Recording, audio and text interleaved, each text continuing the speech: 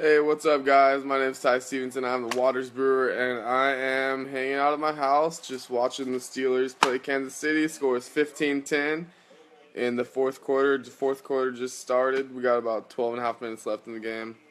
And, anyways, today we're going to be going over part three from my all my brewing knowledge that I've accumulated. We're going to go over residual alkalinity, we're going to go over wort acidification, and we're going to go over adjusting the minerals in your water to optimize, to pretty much put everything I've been talking about for brewing water together and to really optimize your water profile. So with that said, let's jump right on in and talk about residual alkalinity. So residual alkalinity combines in a single term the relative levels of the two key determinants of pH in water, um, mainly the total alkalinity and the level of hardness. Two waters may be identical in terms of alkalinity, but very different in respect of residual alkalinity. And this is because Burton water consists of more calcium and magnesium than does a Munich equivalent. Residual alkalinity is the difference between the non-carbonic hardness and the carbonate hardness. The higher the residual alkalinity is the difference between the non-carbonic hardness and the carbonic hardness. I just said that. Whatever. Keep it going. Oh, there you go. Here, watch this shit. Dude, Le'Veon Bell's going off. He's freaking spectacular. Keep going. So the higher the residual alkalinity, the higher expected the wort pH will be. Let's say that again. The higher the residual alkalinity, the higher expected the wort pH will be. That's not a good thing. You don't want that high of residual alkalinity. The ideal wort pH is 5.2 to 5.4, 5.6, 5.2 to 5.6, I would say. Yeah, it just says the bottom notes there. Oh, 5.6. Okay, cool. So residual alkalinity equals the total hardness minus the calcium minus the magnesium. Yeah, so total alkalinity as points per million CaCO3 times 0.056. Calcium equals parentheses as points per million calcium second squared plus parentheses 0.04.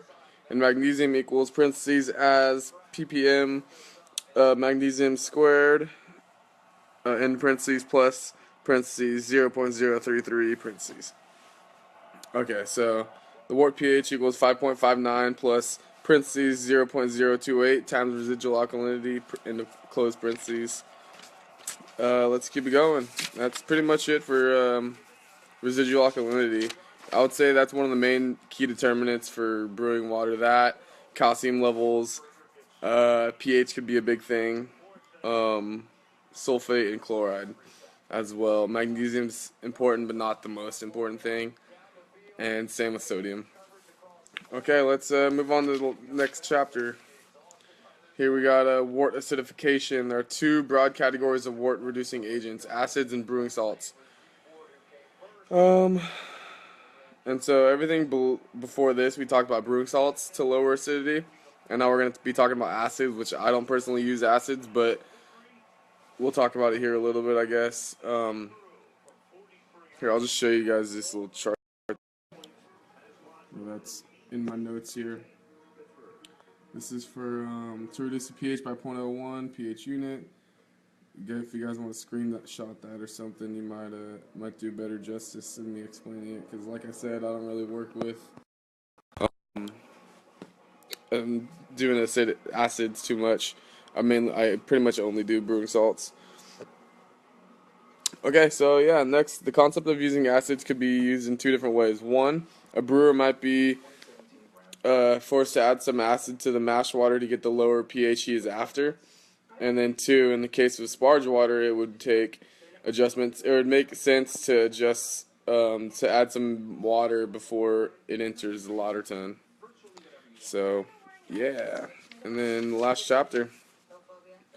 So let me look over my notes real quick and see what's going on. Yeah, watch the commercials. Yeah. Nah. Okay, I'm not even gonna read my notes. I'm just gonna tell you basically not mathematical like that. How to adjust your water. So what you want to do is you should always know the water that you're starting with water profile. So I live out in California, and the city that I live in has super alkaline water. And here, check this out. I've been rereading my water book from John Palmer and Colin Kaminsky, and I was just reading about this, and I highlighted this my first time. Check it out. Residual alkalinity. The most difficult water to brew with is highly alkaline water. With me knowing that my water profile for the city I live at is pretty high in alkalinity, to make the most optimal water profile, I do dilute it by 70%. So I would rather just use all distilled water, honestly. But anyways, for Waters Brewer, the minerals that I sell, you add them to distilled or reverse osmosis water, which will start as a clean slate, pretty much all zeros for all the minerals, and then you'll add minerals or the salts, the brewing salts, or you can add acids. But I don't mess with acids. For some reason, I just don't. That sounds not good to me. So I use brewing salts, and they're naturally occurring in the earth, so they're not going to be harmful or kill you or whatever unless you take them in copious amounts, which I don't know why you would. So don't do that. Not recommended. So yeah, basically I start with distilled water, clean slate. You work your way up from there, from whatever salts you want, and then yeah, let's add 7 grams of gypsum.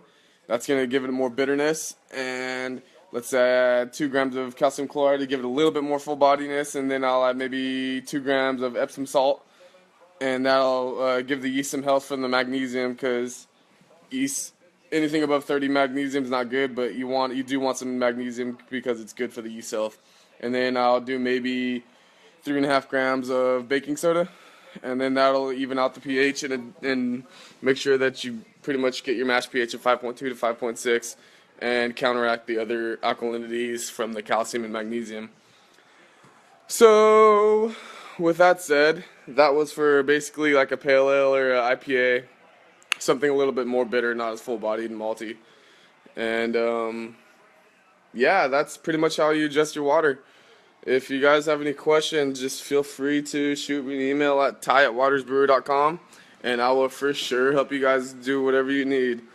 And so if you want to follow me along, I have a lot more notes to read, but this is the end of me talking about brewing water. I'm sure there's going to be a lot more notes and everything that comes up as I look through my notes. And yeah, we will talk about it as the time comes. Thanks again for listening, guys. And once again, my name is Ty Stevenson. I'm the Waters Brewer. You can find me at www.watersbrewer.com.